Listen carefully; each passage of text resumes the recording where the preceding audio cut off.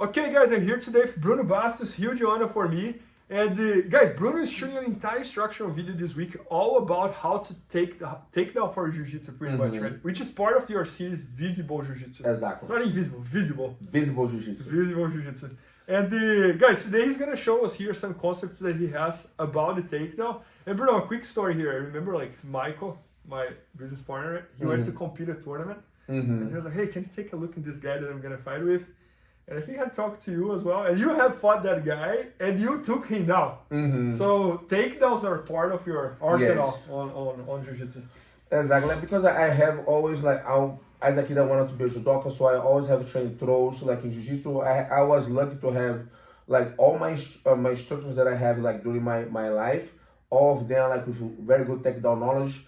And then because like in Rio I was able to meet like judokas as well, and then I was able even to train back in the day at University Gama Filho that had like one of the best judo teams in Brazil back in the 90s. So I was able to train a lot of judo. Nowadays like I'm married with like a black belt judoka, right? So like I always train judo. And then one thing that I always enjoy, and then like the match always start standing, right? If you think about the gym, like okay, some gyms start on their knees, but a lot of gyms as well gonna start on their feet, all right? And then I believe if you're understanding how to gripping, like especially, and then walking people into your throws, so you don't have to force the throw. You can just like walk people, like make people walk into your throws, and then you're gonna have bigger advantage because a lot of times just by you doing a right gripping, people are gonna be scared and they're gonna pull guard, but they don't pull guard to sweep it. They pull guard to don't be taken down. So when they pull guard to don't be taken down, I'm working on my pass right away. Yeah, no, that's awesome. So, and I love how you always connect everything. You know, like many times I see what you're doing as well. Like you're standing and you're attacking with takedowns and that, and then from there you pull half guard.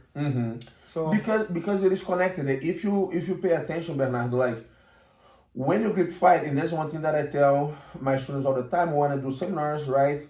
You grip fighting everywhere, not only standing, but when you play guard, on top, bottom, because who has the better grip sequence gonna get on the position that's gonna lead you to either is a sweep, a guard passing, a back taking, or the takedown, right? So I think if people understanding that, it's much easier, like to even like if I'm winning the grip fight against you, I can throw you, but I also can pull you straight to the sweep, which is a big part of my game as well. Got it. So can you demonstrate some concepts here? Yeah, so like we're gonna be working on Eriso Enage, is one of my favorite throws, and then like I do that throws like a lot of times in a tournament, all right? And then like on Eriso Enage, you're gonna have a cross grip on the collar, and then you're gonna have a sliver grip over here. So few differences, like in judo, a lot of times people gonna grab like around the triceps or elbow, try to open here. I like to have the grip around the wrist better because the jiu-jitsu posture is different than the judo posture, right? Judo guys like judokas are always standing, jiu-jitsu guys more like curve, all right? So I always make sure that I can look, see how my arm stays extended, so I extend over here. So in that way, it's easier for me on the extension of your arm to break your grip. Got it. Right? Got it. So that's the first thing, like how I'm gonna get the grip that's gonna lead me for the takedown that I want. Because if you just hit stiff and then I cannot go. Right? So that is step here, and look how I can try to bend Bernardo's wrist, right? So that's like when, of course, if I keep it here, like that's the extension, so he loses power, right? So that's the first thing. Second thing, my wrist, like a whip, bring him, look, to my back. Got it.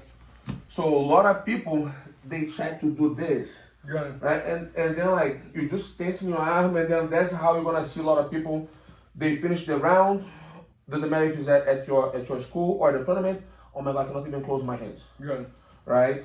So, 1, 2. Look how, just from the wrist, I'm bringing like you, like very like and then like you're just moving the wrist like a whip, right? So that's the number 2. The number 3 gonna be like when you come into my back, I step between your knee, your feet, right? So I'm here, 1, 2. Look how I step deep, like you're off balance already. Yeah. Right? You're done. Exactly. So I drop in just one knee because if I have a drop in both knees, even without like throwing you, you'd be like off balance to fall. Yep. Right? So and they're gonna be the last part because you're gonna once you step in, you drop in both knees, and then that grip here, like my right arm is always like I call answering the phone. Yep. Boom. So I have it here. Good. So then I'm gonna be throwing the person like an X, right? And then that grip here going all the way. So like we're gonna have like X with the person here. So we're gonna go 1, 2. Man, that's beautiful. Yeah, oh, beautiful, beautiful. Man, it flows like. Because like one important thing here, like without throwing Bernardo, like if I'm here, so Bernardo has a base, right? Yep. If my hips go deep, look, your hand past your toes. Yep. Look, now I'm carrying you, look, Yeah, look. yeah, no, you're good. So that's why deeper as you step, more off balance is gonna be that person, less power you're gonna have to use to accomplish the throw. So like you didn't feel like throwing your heart, was just like, oh, but I have to go. No, I was thinking like in 3 steps here. So 1, break the grip. Yes. 2, the whip with the lapel. And the third one, position yourself to make sure that my hand is Exactly. my toe. Exactly. Because a lot of people, they're gonna do kind of like sideways, like with the shoulder, right? And then, yes, you can be successful with that. But if the other person understanding how to walk is much harder, right? And the person can even step outside. When you drop between the feet, like I'm here, like watching, but if I go here, like I'm out of balance. Yep. So, and that's the idea that I want to have, right? So we're gonna go one more time.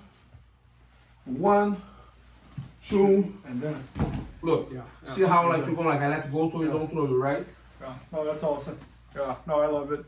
And yeah, guys. So Bruno just shot an entire instructional all about takedowns for Jiu-Jitsu, part of his Visible series. And make sure to check it out. It's going to be at bjjfanatics.com. Maybe by the time you're watching, it's already there. So hope you guys enjoyed. And thank you, Bruno. Thank you, Bernardo. Throw people, guys. Please help me out to grow my YouTube channel. Just click subscribe. And to watch more videos, just click under see more videos. I hope you enjoyed. BJJFanatics.com. Use the promo code YouTubeFaria to get 10% off any instructional video. Improve your jiu-jitsu faster.